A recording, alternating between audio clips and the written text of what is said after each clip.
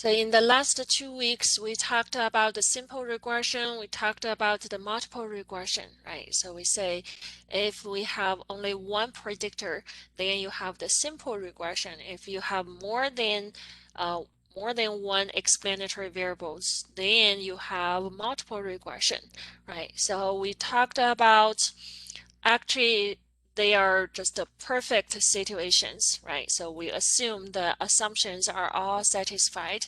We assume they have the linear relationship, right? So we assume we only have maybe one or two predictors, right? So actually in our real practice, if you have a real data set, usually the data set is very large, right? You may have 14, 15 variables, right? And then you need to choose the predictors out of these, all of these predictors, all of these explanatory variables.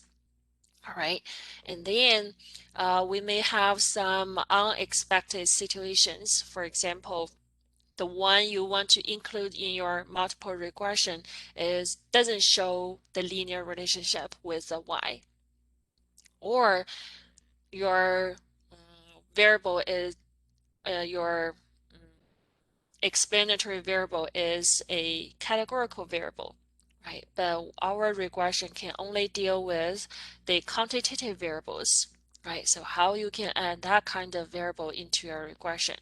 Or if, for example, I have a variable with the number of bedrooms, but let's say Mary has another variable, right, with the living area. So how you can compare these two models, right? So which model is better? Right, so we'll talk about these topics in this chapter. So in the previous semesters, I just combine all of the concepts or ideas for chapter 18 and 19 together, right? But I think it is better to separate these two chapters. Okay, so now for this chapter, let's just focus on the unexpected situations when you have a real data set. All right, so let's start with our step one. We say once we want to build a good model, what is the first step? Actually, before you have any sample, before you do any analysis, actually you need to think, right? So you need to think, okay, now I want to predict the house price. Then what kind of variable should I include in my model? If I think, okay, the number of bedrooms is very important for the house pricing, that means I want to include that variable into my model, right, into my regression. Or I think, okay, maybe the number of bedrooms and the living area, both of these two should be important to the house pricing. That means I need to include both of these two into my regression. Then I will have a multiple regression, right? So actually, the first step is you need to decide your K, how many predictors you want to include in your regression, right? And what are they, right? So you can either have just a simple regression or you may have the multiple regression, right? So you need to decide before you do the real analysis, right? Okay, and then step two. Because in the chapter 16, 17, and 18, I just put the assumptions at the end of each chapter notes, right? So it may confuse you. So here we say, after we think about which variable I want to include in the regression, the next step is actually we need to check the assumptions first, right? So we say, it doesn't matter it is the simple regression or multiple regression, we always need to check these four assumptions: the linearity condition, independence, equivariance, and normality, right? So for this step, there will be one problem is what if one or two of the assumptions is not satisfied? So for example, what if the linearity condition is not satisfied? Can you just quit this variable? Can you just say, okay, this variable cannot put into my regression, I just quit, right? I just change to another variable. Can we do that? Actually, no, right? So since you think it is very important, then you always need to include this variable into your regression. But since it doesn't follow a linear relationship, then we need to do something we need to do some transformation, right? So natural log transformation is the most commonly used method, right? So let's just use this example, right? So toxicity and versus the concentration, right? So in your module 4 page, you have a data set which is called the nonlinear example, right? So if you open that data set, right? So actually this is the whole data set. So actually I want to predict the toxicity, right? And then using the concentration, right? So actually if I do since I only have one X variable, right? So the concentration is X, the toxicity is the Y. So if I click OK, you will see the scatter plot like this, right? So does that follow a linear relationship? Of course not, right? It is curved, but I still can ask the jump to fit a line for me. So actually, it is even more clear that even if I gave a line, this line just don't follow this curve, right? So that will be our first assumption. The linearity condition is not satisfied. Even though you have this R square is 0.632, that means it's kind of okay, but not very good fit. But actually, based on this R square is not enough because from the scatter plot, this line even doesn't give a good prediction. Right, so what we can do, we say we need to get a transformation, right? So here, let's say still come back to our data set, right? So I can make a transformation for the X, right, which is the concentration. I can create another column, right? So new formula column by transformation, right? So in this function, you have many different functions, right? So you can get the square root, you can get a square, natural log, right? Exponential, right? You should be very familiar with these ones. The log with the base 10, the power with the 10 power, and then you can get cube root, and something logistic or something like that. All right, so let's try this natural log transformation. All right, so if you do that log transformation, then another column will be created. So where does this column come from? It is the natural log of the corresponding X value. So that means natural log of 16 is 2.772. And then for this one, that means natural log of 12 will be 2.48. So that means this process is called the natural log transformation, right? I transform from X to natural log of X, right? And then now after I do this transformation, now I get the scatter plots between the original y and now the natural log of x, right? And then click OK. Now this is the new scatter plot. Now it shows a linear relationship, right? Although it kind of still a little bit curved, but it is much better than the previous one, right? So then we say, okay, so now I transform from x to natural log of x, and then I get a scatter plot between natural log of x and the y. Then I get an equation so that from the output we can say this is the y, right? So we have y equals to 0.76 plus 0.15 natural log of x, right? So then this is still an equation, still a linear equation, right? But this linear relationship is between the natural log of x with the y. It will not affect you anything when you make the prediction, right? So you can still plug in the x value, and then you can calculate the natural log of the x value, and then you can calculate the whole equation to get the predicted y, right?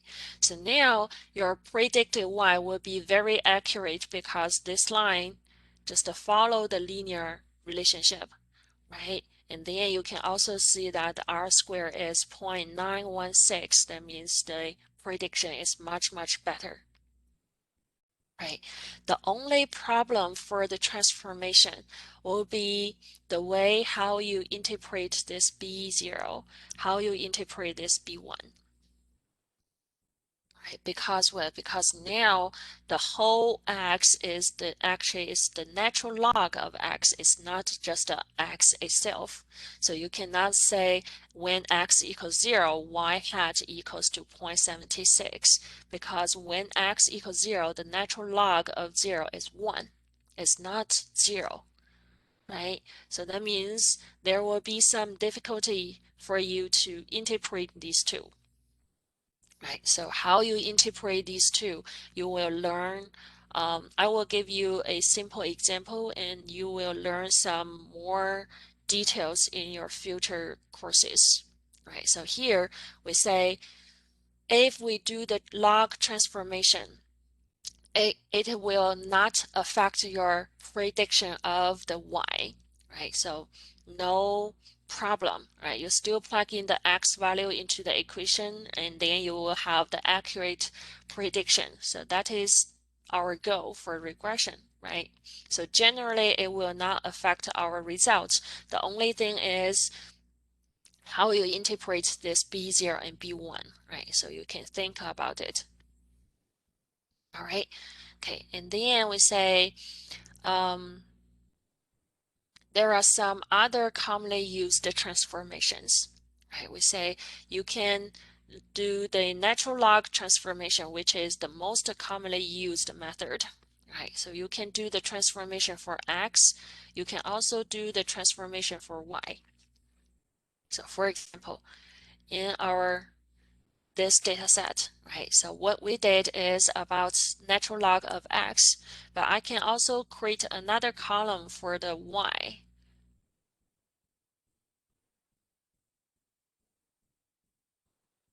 All right, so that means natural log of 1.09 is this 0.092, right? And then I can say, okay, I want to know what if I change my y to natural log of y and then versus the original x, right? So now in this case, you can see that it didn't change much. Right, so it's still like this curved relationship. So that means in this case, you need to choose which one will work for your curved relationship. All right, which one can fix your nonlinear relationship. All right, so you can do the natural log of x, you can do the natural log of y, but it depends on whether it works, right? Whether it will fix the problem, right? You can also try some other transformation, right? You can try the exponential transformation. You can also try the squares transformation. You can also try the square root transformation. Right, so once you have x, you can change it to x squared to see whether it will fix the nonlinear problem. Right, so actually you can try all of these. You can try all of these options. Right, so you can try all of these options. Right, but some of them will work, some of them will not work. Right, so generally, we say if you have this kind of curved relationship, right, then the natural log transformation will work more efficiently. Right? So after you make the transformation, it will be the linear relationship. The other way, if this curve is this case, then the exponential transformation will work. Right? The other way, if you have this kind of curve, then either the x squared or square root of x may work. Right? So it's just about the experience. So the most commonly used will be this case, which is the natural log transformation. All right. Okay, so here for the transformation, there are several nodes, right? So I just listed them here, right? So most of them we have already talked about uh, in details. So first we say most of the time the natural log transformation can also fix the equivariance assumption or the normality assumption problem. Right. Still remember our example for the price of the beer and cases sold, right, in chapter 16 and 17, right? So we totally selected 52 stores, right? And then they have different prices for the beer and then recorded how many cases they sold, right? So we say from the scatter plot, they show a linear relationship, right? So it is good for the linearity condition. But for the residual plot, it shows a fan shape, right? So in this case, the equivariance assumption is not good, right? And also from the normal quantile plot, these points doesn't follow a straight line, right? These points show a curve, so of course the normality assumption is also not good, right? And then a natural log transformation can fix both of these two problems, right? So actually the transformation not only work for the nonlinear relationship, can also fix the non-equivariance assumption or not normality assumption. All right, and then the second note is the natural log transformation can also apply to the response variable so that we can fit the linear regression with x versus the natural log of y. Right, so just like what we said, right, so this is natural log of x, but we can also make the natural log of y to make the regression, right? So in our example about the beer price and the cases sold, right, so the original regression is just the price with the sale, so that means x versus our y, right? But now we can make the transformation about y. So we say this is x, this is the natural log of y, right? You can see it still follow a normal distribution, but if you look at the residual plot and normal quantile plot, after you do the transformation, after you do the natural log transformation, the residual plots shows no pattern, right? No fan pattern or cone pattern, right? So the equivariance assumption is satisfied. At the same time, the normality assumption is also checked, right? So these points follow much more straight than the previous one.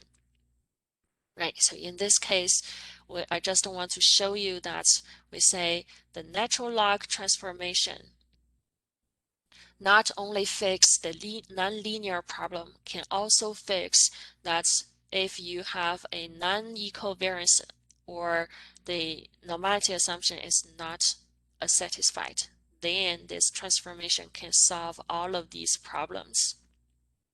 Right. The last one is play with it until you have a satisfying regression. Right. So what does that mean?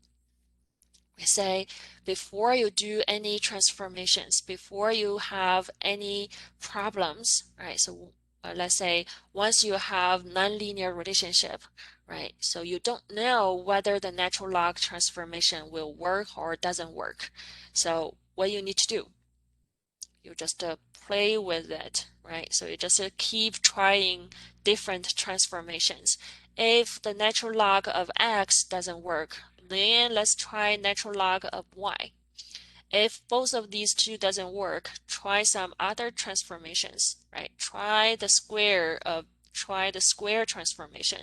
If the square doesn't work, then what about square root, right? What about the exponential?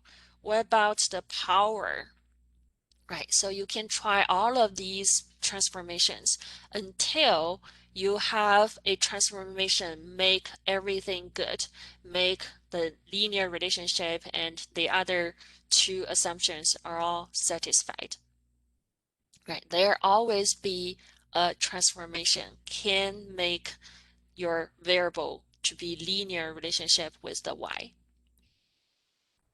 So actually what you need to do, just play with the transformation. Try all of these transformation until you get one, until you get a good one. Right.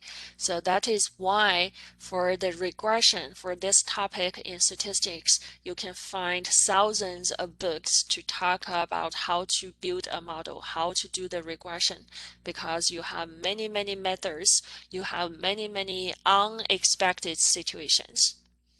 All right. So here, what we talked about is just the simplest one. All right. Okay. So here we say once the assumptions are all satisfied, then what about if you do the transformation, right? How we can interpret our results. So in this case, we made the transformation for y, right? So now your y will not be cell itself. Your y is actually the natural log of y.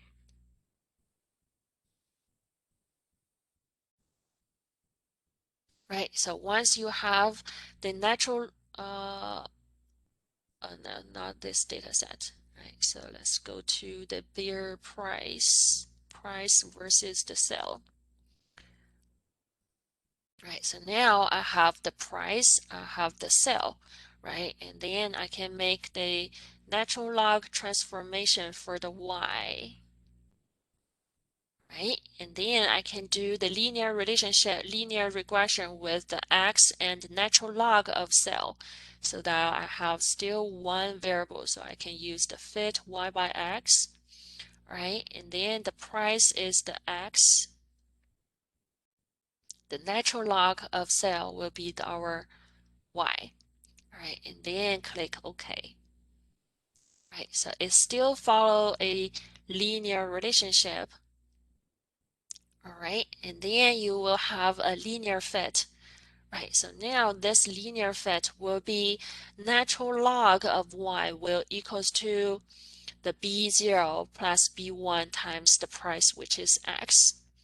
All right, so now let's come back to our output. So we say that means from this parameter estimates table, you have the intercept, which is b0. You still have the b1, which is our slope, right? So if you write the equation, now it is not y hat equals to 10.17 minus 0.46x. It is the natural log of the y will equals to this equation. All right, but remember what is our goal? Our goal for the regression is to make the prediction for the response variable y, right? So actually, once I plug in the x, what I want to get is the predicted value of y itself, not the natural log of y, right? So then what is your equation then? You need to change your equation since this is the natural log of y. So that means your y hat itself will be the e with power 10.17 minus 0.46x. All right, so that means natural log of y equals to this equation. That means the y itself will be the e, natural e with power with this equation. Right, so now the problem changed to how we can interpret these two coefficients. Right, so I will not ask you to interpret that, but since we have time, we can talk about that. Right, so we have y hat equals to e with power 10.17 minus 0.46x. Right, so again, when we interpret this intercept, that means we say when x equals to 0, then what is your y hat? Right, so when x equals 0, think about it. When x equals 0, this term goes to 0. That means the y hat is not 10.17 anymore. It is equals to e with power 10.17. Right, so this is the intercept. But now what about the slope? We say the slope is when x increased by 1, how much it will increase by the y hat, right? So now let's say y hat equals to e with power 10.17 minus 0.46x. But actually, since we have the minus sign here, you can change this equation to 10.17 divided by e to the power 0.46x. Since this is the minus sign, right? We can change to the fraction. Right, so now let's change x to x plus 1. So that means it will change to 10.17 divided by e to the power 0.46 times x plus 1. And then use the distribution, we say e to the 10.17 with e with power 0.46x plus 0.46. Right, so what does that mean? That means it will be e to the 10.17 divided by e to the 0.46x times e with power 0.46. Right, so now what is this? This is the y when x is just x, right? So that means when x increase by 1, the y will be decreased by this rate. Right, so actually it's not by this amount, it is decreased by this rate because it is divided by e to the power 0.46. It's not minus e to the 0.46. Right, so actually what I did here is the way how you interpret your coefficients. Right, you can see that it's much difficult than just our simple linear regression, right? So that is why we say if not necessary, right, we can just keep the original regression, right? But if it's still necessary, right, it is much better if we can do this transformation. Right, okay, so that will be the transformation. We say once we do the transformation for the y, remember our goal is to make the prediction about the y itself, not the natural log of y. All right, okay, and then we say that will be all for the transformation part. Right, so let's review a little bit. We say if any of the assumptions not satisfied, right, then we need to do something to make it satisfied. Right, we cannot just quit the variable and change to another variable because at the beginning of the analysis, right, you have already have something in your mind which variable is important, right? So this variable is important in the common sense, then you really want to add that into your regression because normally your common sense make very important influence to your regression. Right, but what if they don't show the linear relationship?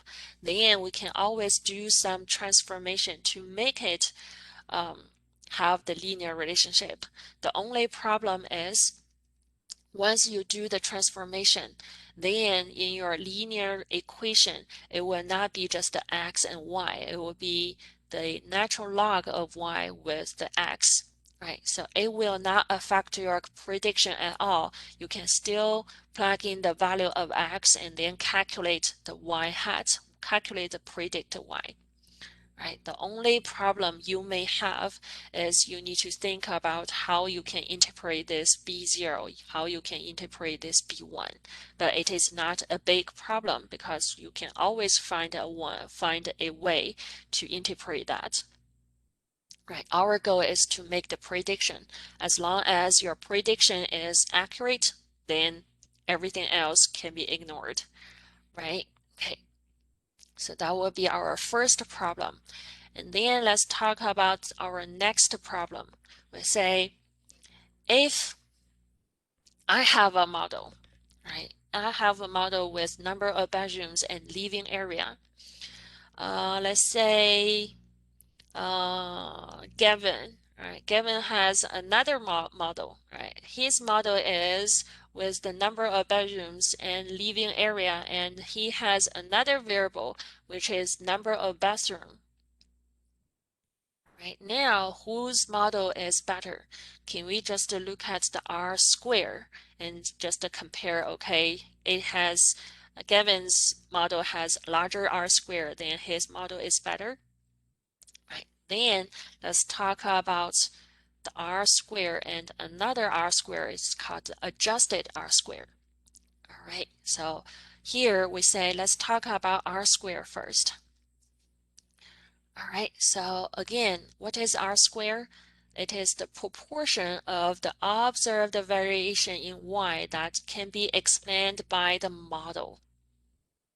Right? So actually by this interpretation, we say what? We say the SSR is the variation because of the regression. Right? Divide by the sum of square total, which is the total variation in y. Then that means this fraction or this proportion is just a R square. Right, so actually this is the formula for the R square. It is equals to SSR divided by SST. Tells you what is the proportion that's the variation explained by the model, right, out of the total variation in Y. Right, so that will be the R square formula. All right, and then think about one question. We say, okay, I have a model with number of bedrooms and the living area. Right, Gavin has number of bedrooms and living area and the bathroom, number of bathroom. Right, so my model has 2 predictors. Gavin's has 3 predictors.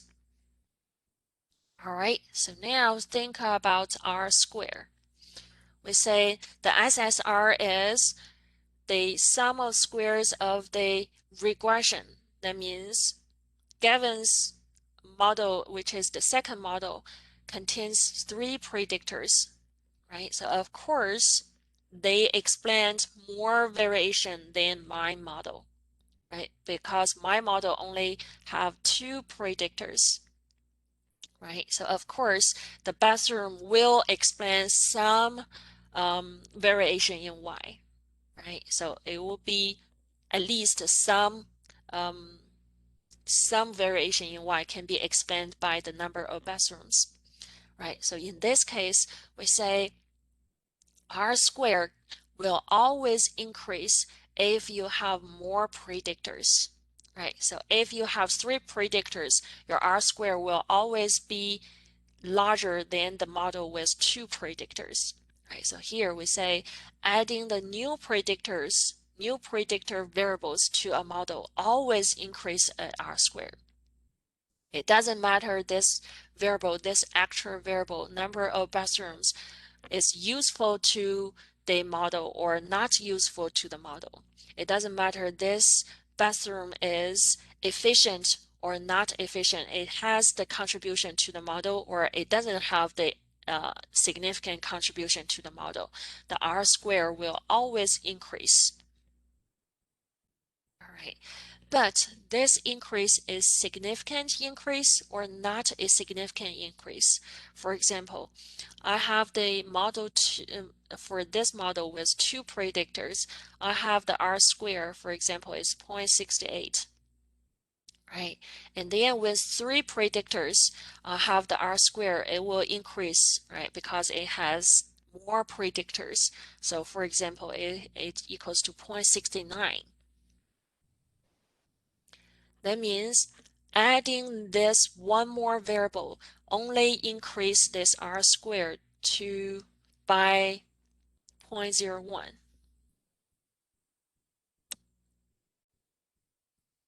So do we need to add this bathroom into my model only for that 0.01 increase in R square?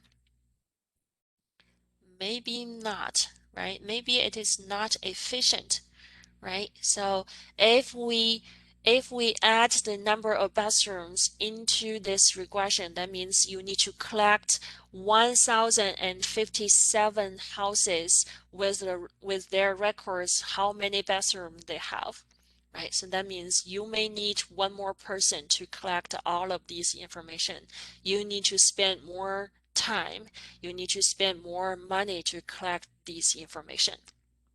It is not efficient just to increase the R square by 0.01, right? Okay, then the adjusted R square is calculated, right? So our adjusted R square is what is calculated by this formula. So actually in this formula, you can see that the R square is used, and also the number of observations in your sample is used. And then how many variables or how many predictors you used also included in this formula is considered. All right, so that means it's kind of okay, I have a R here and then observation n in the numerator and the denominator. So actually the only factor may affect the adjusted R square to be different with R square is number of predictors you have in your multiple regression.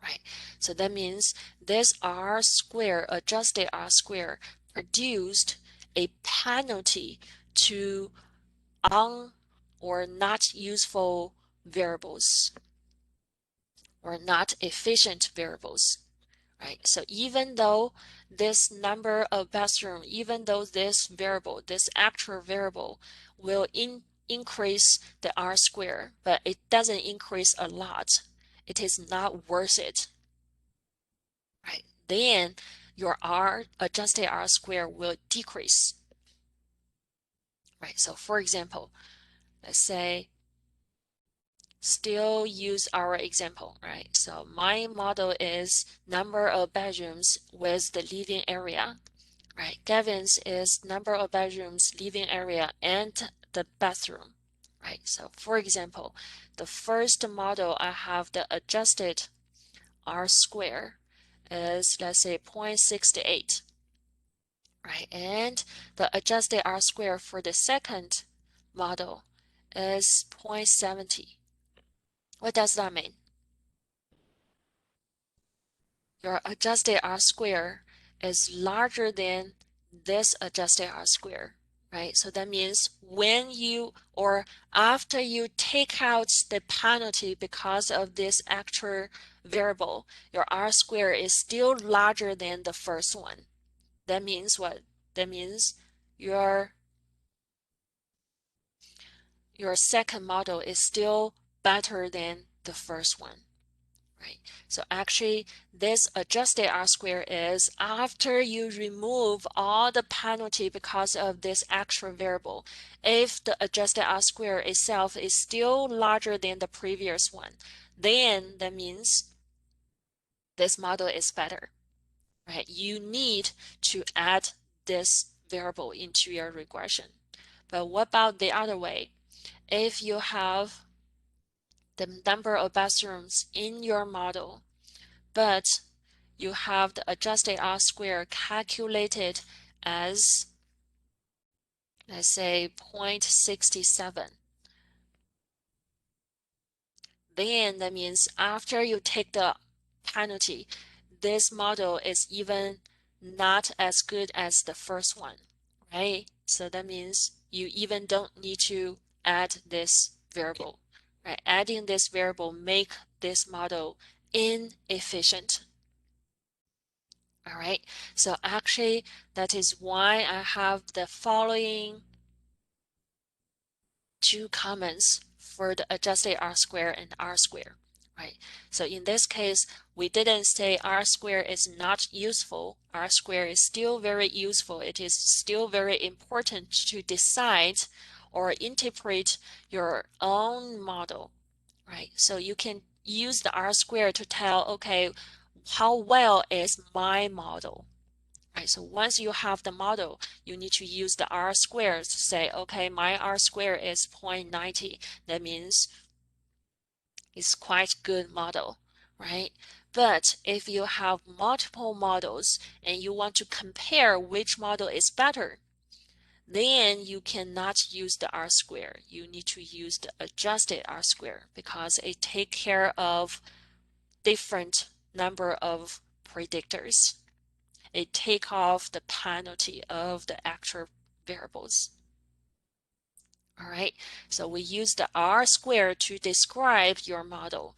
We use the adjusted R squared to compare the models, right? So again, whenever you have a output, right, remember in the first table, the summary of fit table, you have the R square is always the first one, right? Tell you how well is your model.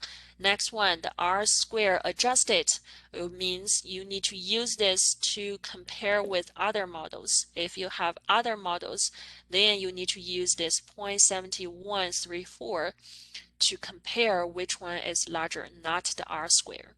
Because if you have one more predictor in this model, the R square will always be increased. All right, okay. And then here we have several comments for either the R square or adjusted R square. Right, so the first one, we say if the two models have different number of predictors. For example, we have model 1 with 2 predictors, model 2 with 3 predictors, right? Then here, you cannot use the R squared to compare which model is better. You need to use the adjusted R squared. All right, so that means your model 1 with 2 predictors, right? Model 2 with 3 predictors, then you can see that the R square is always higher for model 2 than model 1 because you have actual predictors. The R square will always increase with 1 more or 2 more predictors. But the adjusted R square will be taking off the penalty of this actual variable and see, okay, now which one is better. All right, so here we say if we have different number of predictors, then we need to use adjusted R square, not R square. We need to be very careful. All right, so next, what if the two models have the same number of predictors? Both of these two models have 2 predictors. One with number of bedroom and living area. The other one is number of bathrooms with the living area. Then either one is okay. You will have exactly the same conclusion, right? If you compare the R square, you will find maybe model 1 is better, then it will be the same. The adjusted R square will also be larger than the model 2. Right, so either one is okay.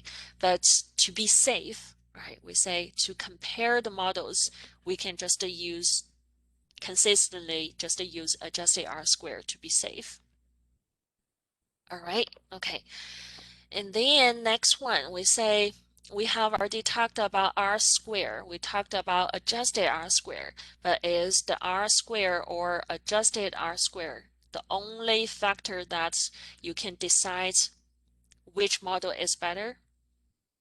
actually, when you do the chapter 18 MyStatLab homework, you should kind of get an idea. We say the R-square is not the only thing can decide whether your model is good or not, right? Remember, the MSE is the measurement for the error, right? And then R-square or adjusted R-square is caring about the part for the regression, right? So actually, we say both of MSE and the adjusted R-square, both of these two are used to determine which model is better. All right, so actually we look for the smaller value of MSE. We look for larger value of adjusted R-square. The larger adjusted R-square, the better model you have. The smaller MSE, the better model you have, right? So normally you need to combine both of these two things to decide which model is better, because maybe let's say one model with small MSE but also small adjusted R-square. The other one is larger MSE but also larger adjusted R-square. Then you need to kind of balance these two to decide which model is better. All right, so that will be more complicated. All right, okay, so then next one, we say there is no correct set of predictors to use for any real business decision problem. We say in our real life, right, there is no correct regression. There is no answer for any regression, right? So you cannot have 100% accurate regression. You can always find some other way to improve your regression. You may have your R-square to be 99.999999, but you can always find another way to improve your regression, right? So you may also add other predictors, useful predictors into your regression, or for example, my regression is based on the number of bathrooms and the living area, because for me, number of bedroom is more important, right? But what if Gavin thinks that number of bedroom is not very important. For him, number of bathroom is more important. Then in his model, the number of bathrooms should be included in his model, right? So there is no accurate model or correct answer for the model. So for different person, right, different solution, different regression, right? So that will be the thing you will need to do for project 2, your next project, right? So next project is still about the house, right? It's still about the house price, but in that data set, you may have 14 variables, 15 variables, 15 explanatory variables. In the end, you need to think, right? Which variable is important to you, right? Which variable you want to include into your regression, right? So different group will have different solution, different regression, right? So there is no correct answer for the regression. All right, okay. And then actually we say to find a practical model is the process that making the combination of science, art, business knowledge, and our common sense, right? So what I talked about, my favorite is the number of bedrooms. Gavin thinks that his favorite is number of bathrooms. Then that will be our common sense, right? And some of them is just because of the business knowledge, right? Some of them are because of the art, right? And then for the science will be our theoretical materials, right? So for example, how you can do the linear regression, right? And here the practical model, that means it is easy for us to collect the information, right? So For example, if you want to make the prediction for the house price, but you think the variable should be a variable that you think is very important, but that variable is not easy for us to collect the information, to collect the value, then that even from the first step, right, you can just not set with that variable because that variable is not easy to collect. You may spend more money, you need to spend more time on that variable. It may not be worthy, right? Right. So you need to have a practical model. All right. So that would be all about our comparing the models, right? So once we have several models, we tried different things, right? And then you need to decide which model is the best for you, right? For a different person. All right, okay, and then the last step, right? So this step, we never talked about that, right? So we say the last step is the validation, right? To validate the model. What does that mean? We say we generate this model based on, for example, we generate this, we say the sample linear equation, right? Based on these 52 stores about the beer price and how many cases they sold. All right, but actually this linear relationship, this equation is just based on 52 stores. Right, based on this sample, but how I can decide this sample is representative. It is a representative sample or this is a good sample. Right? It can represent the whole population. How I can decide that? Then the last step is to validate this model. All right, so here I make it a sign. I say this part is optional. Right, so you can kind of relax a little bit, right, and then listen to my story, right? So this is optional for our course. I just want to make a simple introduction to you, all right? You will learn this part in your future courses.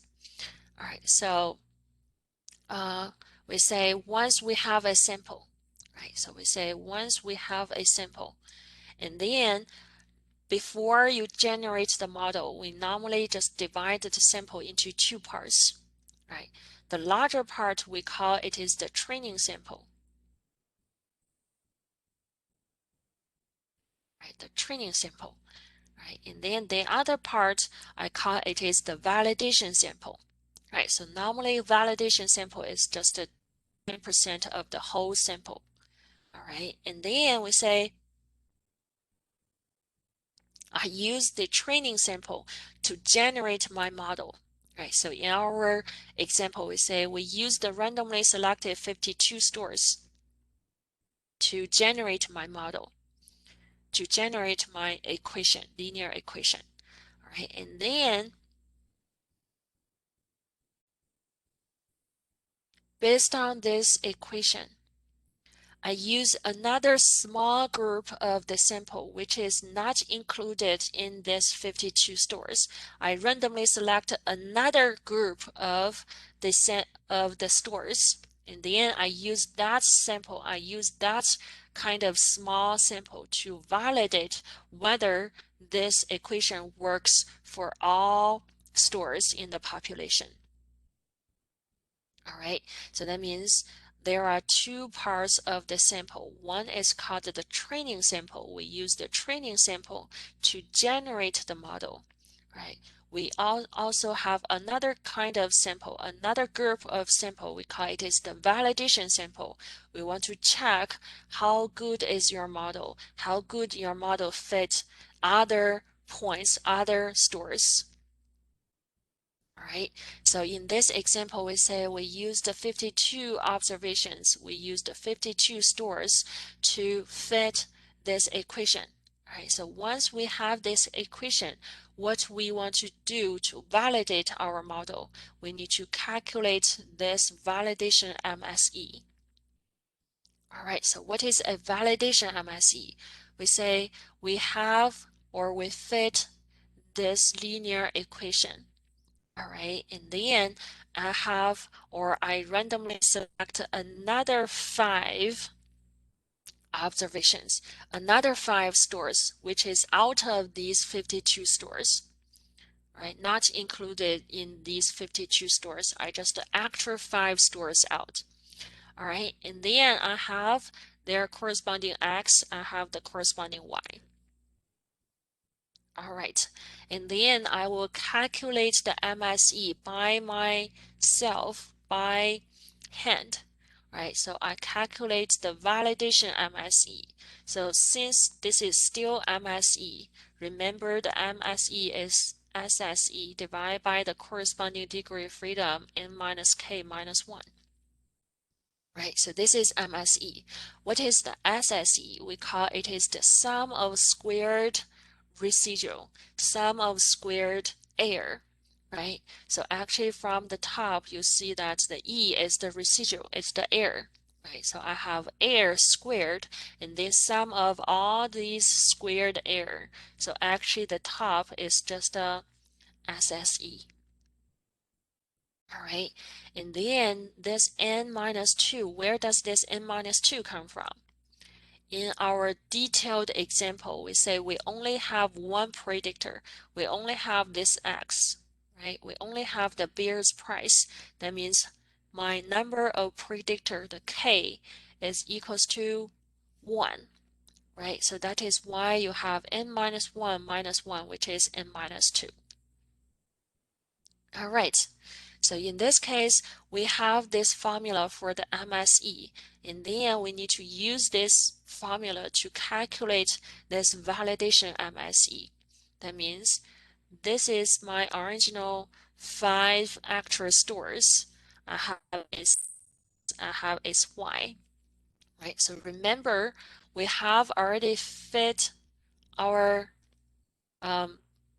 regression based on the training sample, right? And then we can plot or plug in the X values into all of these X values into the regression so that I can calculate their corresponding predicted value of Y, right?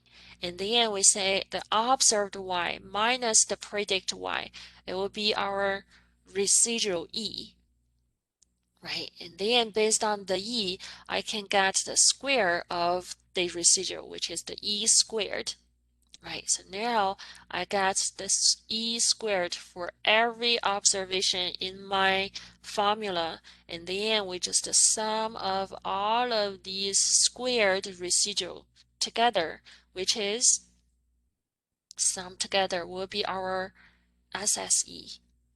Right? And then divide by n minus 2. But now n is not 52 anymore. Our n is just 5 of them. Right? So this is my sample. So 5 divided by 2 will be 3. So that you can calculate your validation MSE is this much. All right, so it will be 55347. All right, so now let's come back to our original output. Let's say this is our validation MSE. All right, so what is the MSE when we do or build our model with the training sample? This is our original MSE. All right, so then how we can say whether it is a good sample or not a good sample, whether it is a representative sample or not a good, not a representative sample. We say if this training sample is a representative sample,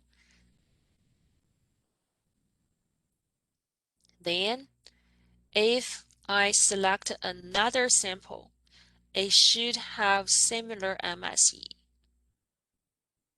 right?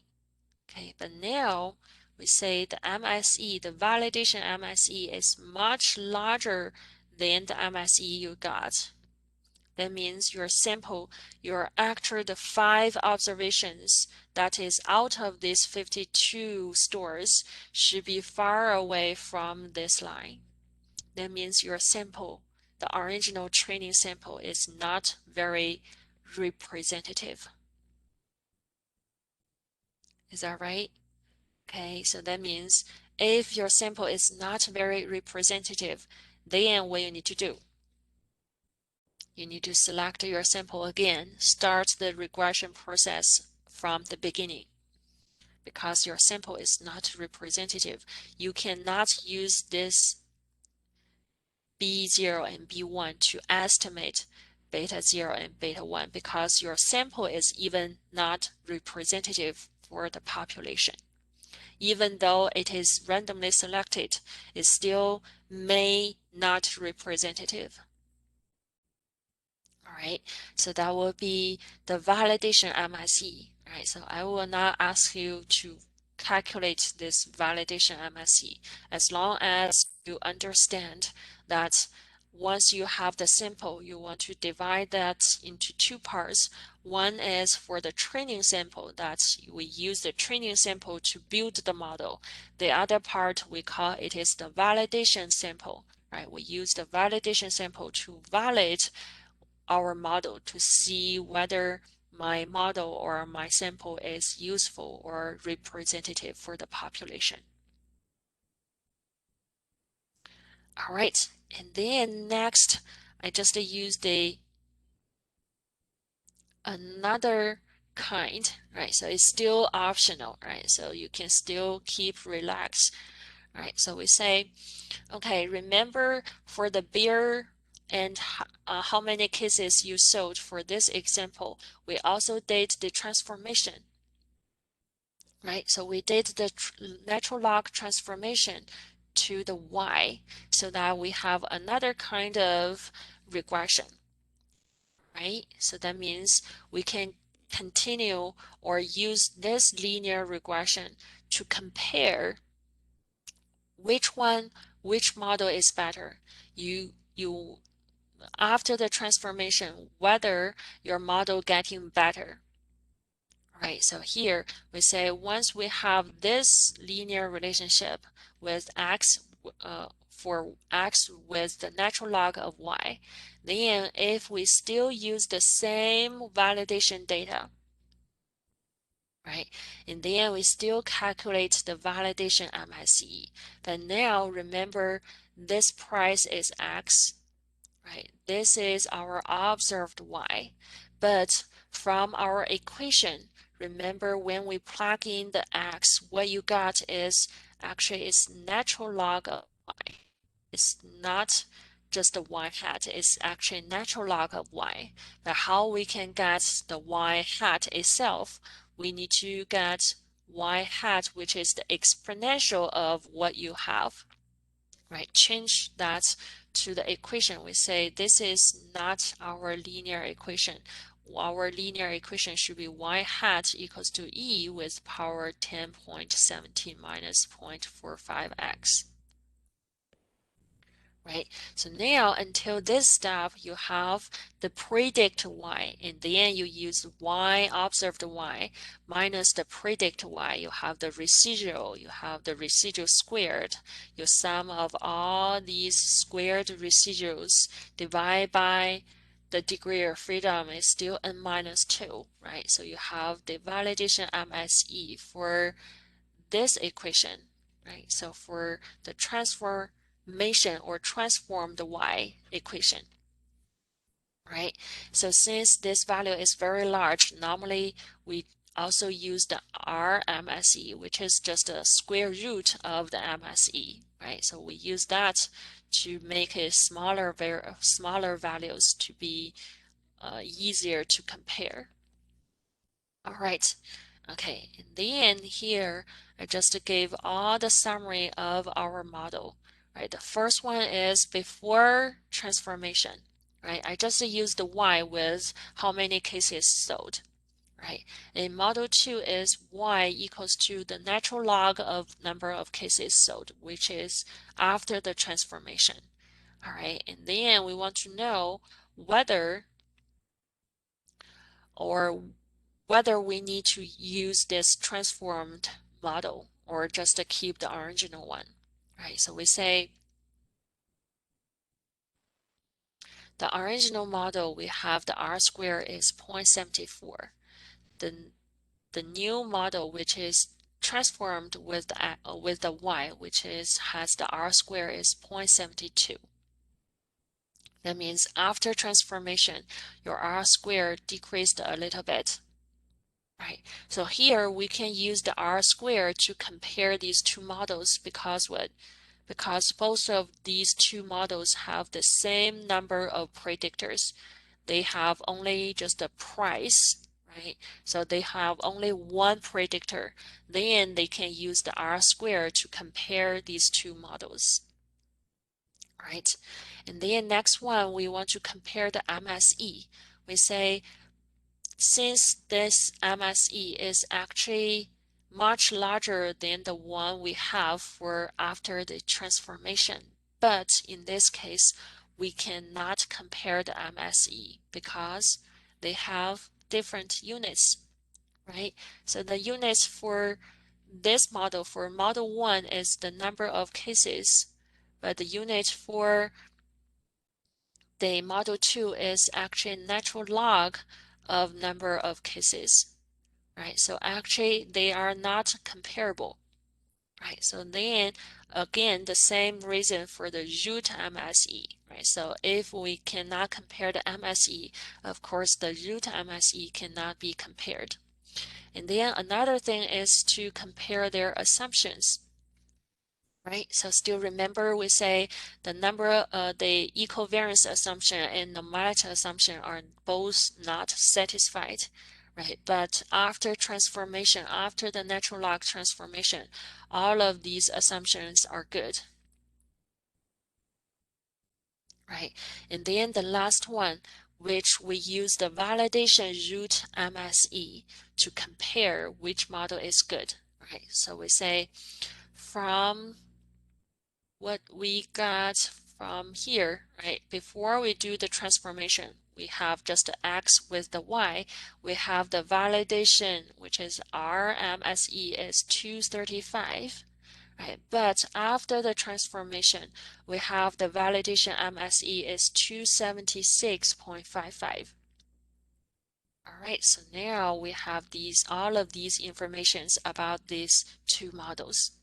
Can you make the decision which model is better or which model you want to choose? Which model do you want to choose? Model 1 or Model 2?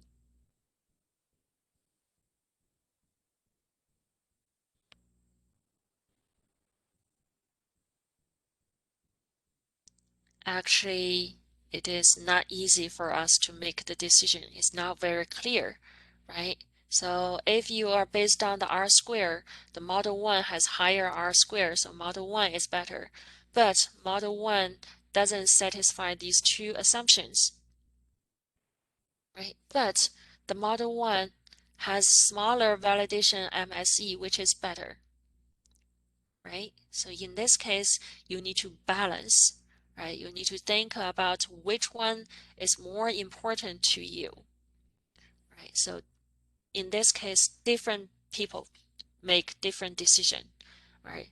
Some of the researchers or business people will choose Model 1 because Model 1 is easier, right? You don't need to do the transformation. It is easier for you to make the interpretation of this intercept and the slope. But the point is, what about this assumption? Right, that means you may not need to be very strict about the assumptions, right? You may think, okay, that pattern, that fan pattern is not very clear, that I can ignore that, right? For example, the line in the normal quantile plots, they still follow a line. It's just not very straight, right? You think that is okay, then you can choose Model 1. Right. So if you think that, okay, the assumptions is very, very important to me, right? The assumptions should very clearly satisfied, right? then you may think, okay, the R square is similar, even though it is smaller than the R square in the model 1, but it's similar, right? It's just a 0.02 difference, right? And also the validation MSE, even though it is a little bit larger than model 1, but they're still similar, no big difference, right? So in this case, you can consider just to use the Model 2. But for the Model 2, there is one disadvantage is after transformation, it is hard for you to interpret the coefficients, right? You need to consider that. If you know how to interpret the coefficients in the transformed equation, then I think Model 2 is better. But if you think Model 1 is easier, it is also okay. Right, so that is why I said in the regression, there is no correct answer. All right, okay, so especially when you compare the models, everyone has their own decision, except some very clear, uh, clear evidence, right? So for example, the R square is larger than model 2, and both models have the satisfied assumptions, right? MSE is also small, then of course model 1 is better than model 2, right? Okay, so here is just a kind of a discussion. Right? So you need to think about when you choose your model, you need to consider a lot of things, right? To choose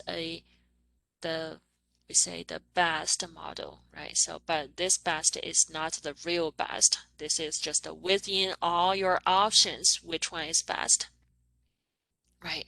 So here I just make a summary about how you can build a better model, right? So first, we say we need to choose a model with relatively few predictors to save our money, to save our time, right? To save our energy, right? So, and also fewer predictors, that means when you make the interpretation, that will be much easier to interpret the coefficients, all right? So I want they have fewer predictors, but at the same time, I want to keep a relatively high R square and also a relatively high adjusted R square. Right, so of course, the high R square means your model is good, right? But if you have other options, then you need to use the adjusted R square to compare which one has higher adjusted R square than which one is better, right? So we want the R square, adjusted R square and R square, both of these two to be higher. The higher, the better. All right. And then at the same time, we want small value of MSE. Right. So these two always to be one pair. Right. So we say we need to look for a model with higher adjusted R square and also smaller MSE. Right. And one more thing we didn't talk about, but it is very clear. We say we want small values for the F-test and the t-test. Right, so remember for F-test, we test the overall significance of the multiple regression. Right, so of course we want the small p-value so that we can reject the null hypothesis. That means the whole or the overall multiple regression is meaningful, right? And the other one for the t-test, we say for the simple regression, we use the t-test to test the overall significance of the simple regression. And for the multiple regression, we use the t-test to test every predictor to be significant or not significant. Right, so of course, we want small values, small p-values for both of these F-test statistics and t-test statistics. Right, only when you have smaller p-value for these tests, that means you can reject the null hypothesis. That means you have enough evidence to support that whatever you want to test is meaningful. right? So actually the other way, we say if you want to have a small p-value, you actually want the large test statistics. Right, so if you have large F test statistics, the corresponding p-value will be smaller. Right, if you have large T test statistics, of course your p-value will be again smaller. Right, so if you want to have the small p-value, your test statistics should be large.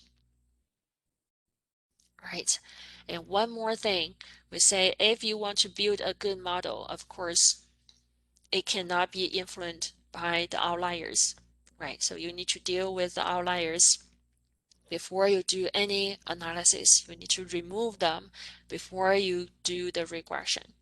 All right, and then the last one, we say the predictors that are reliably mirrored and relatively unrelated to each other.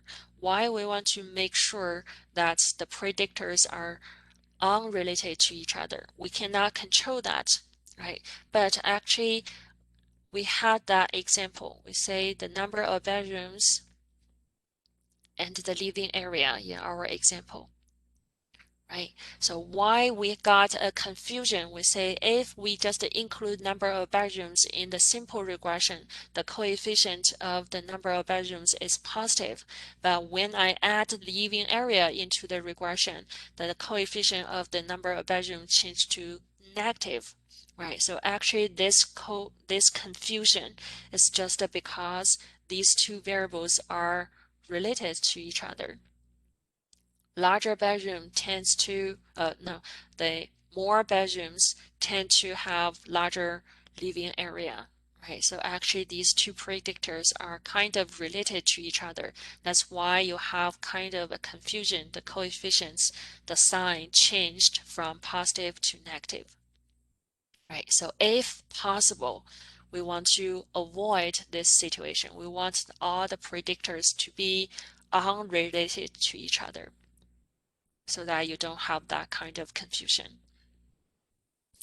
All right, so